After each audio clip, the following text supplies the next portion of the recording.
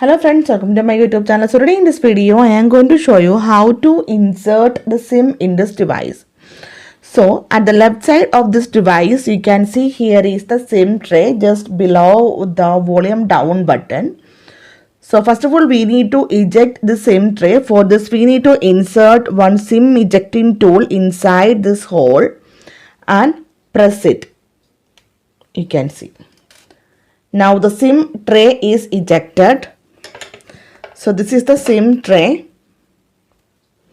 So now we need to insert the SIM like this and press it. Okay. Now we need to put the SIM back